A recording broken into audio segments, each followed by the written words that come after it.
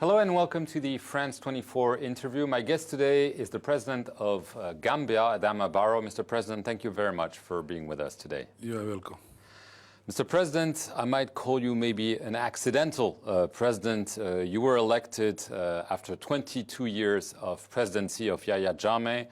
First, Mr. Jammeh conceded that he had lost the election. Then he changed his mind. There was a drama of several weeks. You were in neighboring Senegal, but eventually Mr. Jammeh accepted to leave the country. He's now in exile in Equatorial Guinea. You're back and you're now officially the president. You're on a trip to France and Brussels. You've met with the French president. Are you hoping to get some support, not only political, not only moral, but also financial from this visit? First of all, I will answer your first question. I am not an accidental president.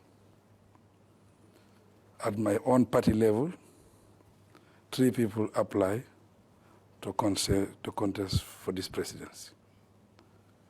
26 voted, 22 out of 26 voted for me. At the alliance level, 8 parties come together, 4 candidates contested the elections. I won the elections. I got 308. The second got 72. So I'm not an accidental president.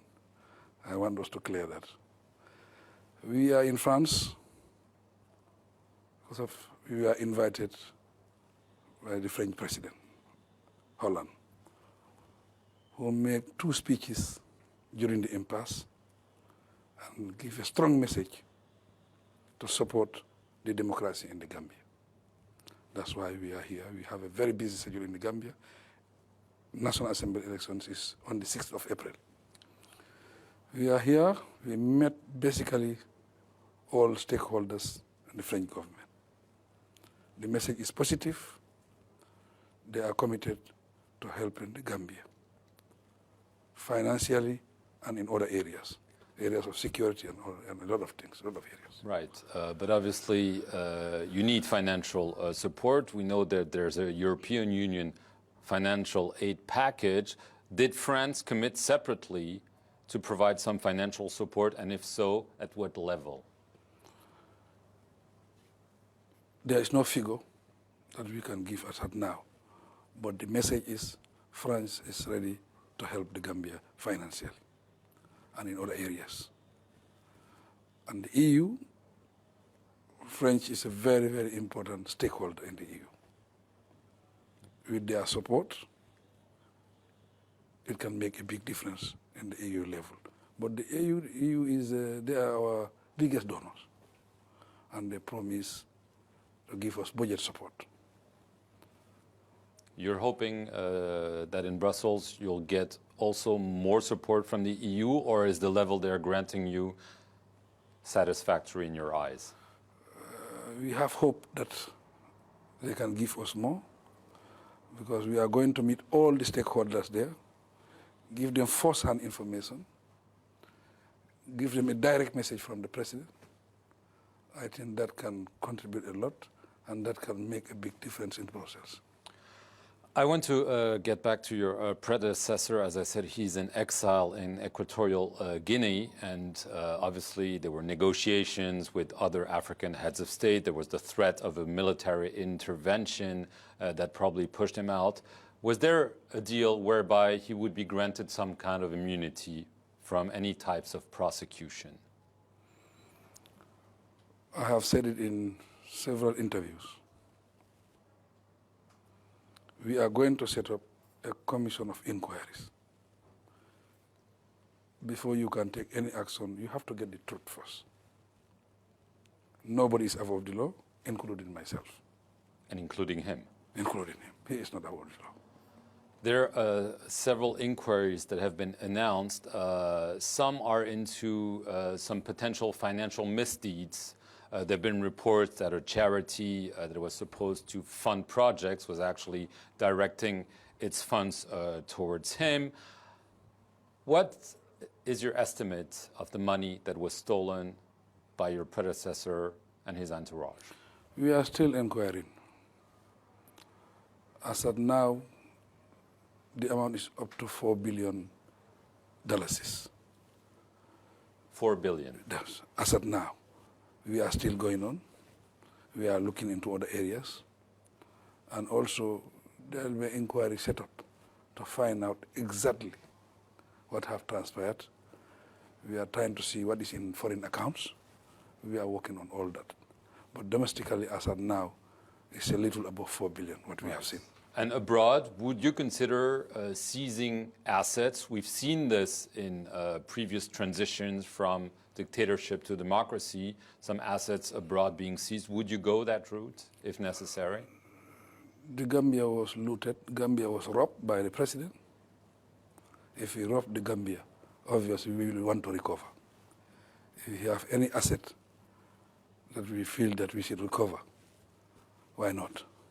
What about human rights violation? Human rights groups have documented people being jailed, people being tortured, people being killed, people disappearing through those 22 years.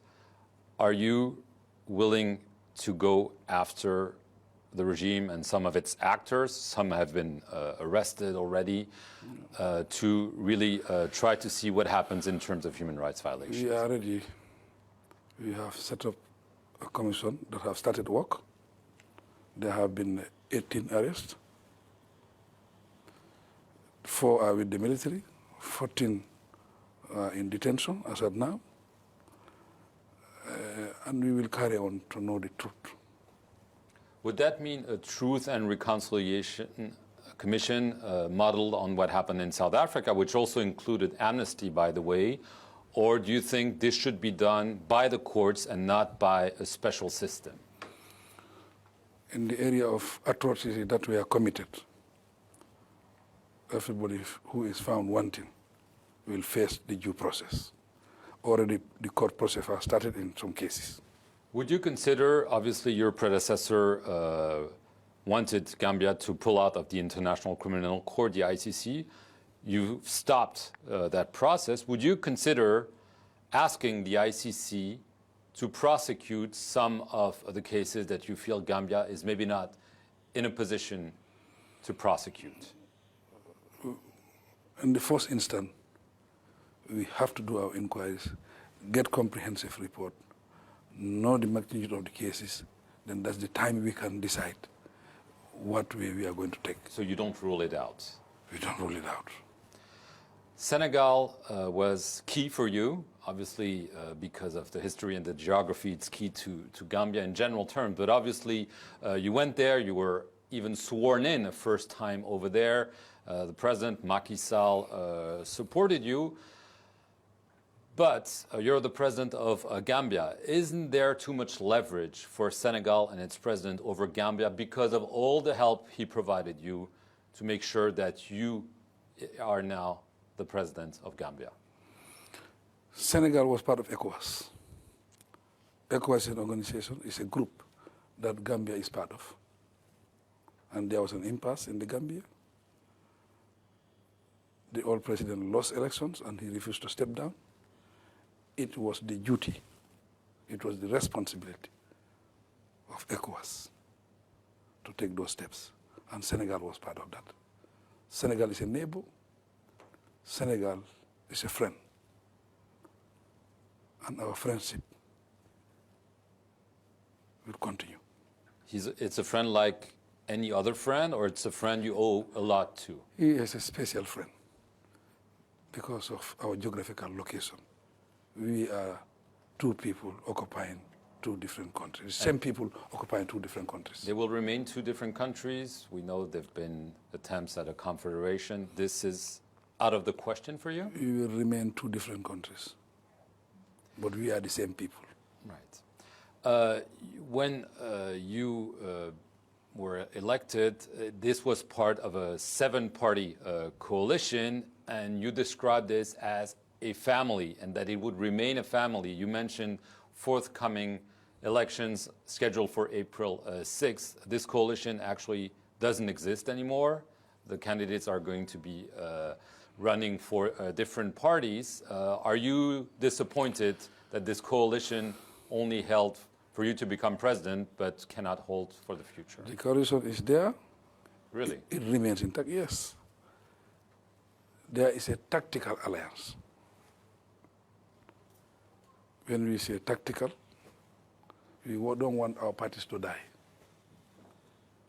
If you want to contest under the coalition is not a party, it's not a registered party. That means you have to resign from your party to contest as an independent candidate. So the coalition remains? If everybody resigns from your party, who is going to run the parties? That's why we see that the parties continue as a tactical alliance. So the coalition is on. You promised in the agreement that you would stay president for 3 years. Are you still committed to those 3 years, or could you decide to stay longer as president? This is the agreement. That's what we agree on principle. My mandate is 5 years, but the agreement is 3 years. We have a lot of work to do. When we get to that level, we will assess whether we have finished what we wanted to finish. It depends on the coalition. Right. Are you concerned that some remnants of the former regime, obviously 22 years means there were lots of people who were appointed, could still cause trouble in Gambia, including a potential coup? We are concerned. 22 years is a long period. And 22 years, a dictatorship rule. It's very difficult to erase them completely. There is potential, but we are very, very, very committed to make sure we secure that country, to make sure everything work in the interest of that nation. Okay. Thank you very much, President. You're most welcome.